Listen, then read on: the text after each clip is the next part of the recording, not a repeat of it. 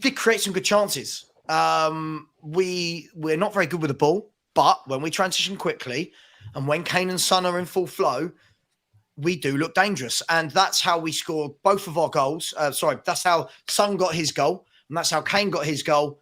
Transition quickly, Skippy with a lovely through ball. Virgil van Dijk fell on his backside, lovely clip ball, and Kane doesn't miss those. Equally, Son, superb finish.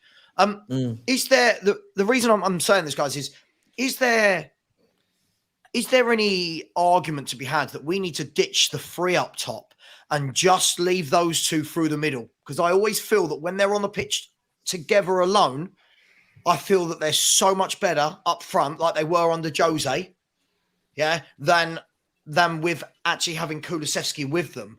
So what do you all make of that? Because again, another poor Kulusevski appearance. So let me start with you, Pete. What do you make of that? Yeah, I think there's an argument for that. I want him playing on the shoulder, whether it's in the three or the two up top. He's got to be on the shoulder. All that coming from deep, it doesn't suit him. It doesn't make the best of what he's got. He's got to play on the shoulder. And as soon as he does it, then he's a problem. He's more comfortable doing it. And then he puts the team on the back foot. Because you see how petrified Liverpool were. How many times did he get him behind them? Down the sides or over the top. It's just on every time if he's there. Especially when we have a lack of creativity. You need something you can hit to get you up the pitch quickly and to get him behind the back four, because we can't do it any other way because you haven't got the players. So it makes, I think when he does that off the shoulder and Kane drops deep, that's when Son's at his best. Kane looks good there too. When he does it, it's a match made in heaven. I think we overcooked it a bit and it got a bit predictable where teams started just leaving an extra man in midfield ready for Kane when he drops in, but now we've sort of changed it and not going 3-4-3. I think it would be worth going back that far. But then I don't think Kulu deserves to be in the team. I must admit, not a chance. He's been dreadful. So if that means you put another man in midfield, I'm all for it. Yeah, Sean. We did that today. We went to the three. He brought in Sa halfway through the game when we went to the two up top, and I just felt that I hated it. Did you? You hated it? I hated it. Although the whole way through the second half, I was just like, for me, I agree with you about Decky. I thought that, look, when you reflect on the game after the fact, it's exactly the same principle as the reason why I hate people that say the manager wasn't backed. They wait until after the fact to then reflect on what the decisions were made and then figure out whether they can play Monday morning quarterback on the decisions. At the time, during the game, if the game had finished 3-3, then fair enough. My call outs during the game would have been wrong or whatever, or Mason could have said, look, my decisions worked. We ended up with a draw. But after 20 minutes, Eric Dyer needed to get ripped off that team. Not necessarily because we had someone necessarily so much better on the bench in Clement Longley, but there was an option to bring on Clement Longley.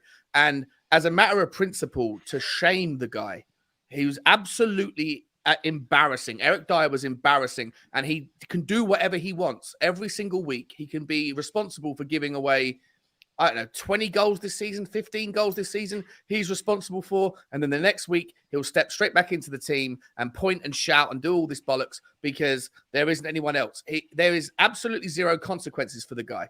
If you were going to bring off Davinson Sanchez after what happened a couple of weeks ago, then you should have had the stones to bring off Eric Dyer after 20 minutes. You could have made exactly the same judgment call on Decky. Decky in the first half was a disgrace. He was a disgrace. He was walked past defensively. The only reason he was on the pitch in the first place, in my opinion, he was in the starting 11 before they knew that it was going to be Diaz that was starting. I think the Tottenham coaches thought that Darwin Núñez was going to start, and that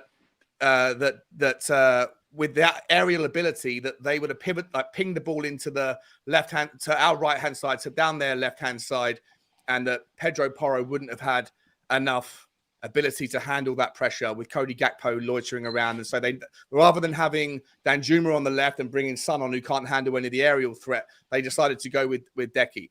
It was unnecessary once the team list was announced. And Decky was an absolute shambles during the first half. He was a shambles throughout the game, if I'm honest. The only thing that I really remember him doing was doing that clever outside of the boot, left-footed through pass towards Sonny that ended up hitting the post. in the second half. Decky was a disgrace. Ryan Mason, for me, should have made 2 changes in the first half, either before or at least at halftime. Dyer, out of principle, to show him that there are consequences for your poor performances. And Decky is a tactical thing because he was walked past 3 or 4 times in the first half. And his performance was a contributory factor into why we were 3-0 down and all over the place. So, yeah, didn't appreciate Decky's performance today.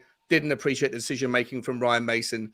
And whilst he pivoted to 3-5-2, at that point, as soon as he did that, we had the momentum from the 45th minute or from the 25th minute until the 55th minute. We had the momentum. As soon as he went to a 3-5-2 and brought on, I forget who it was, Pape Sarr.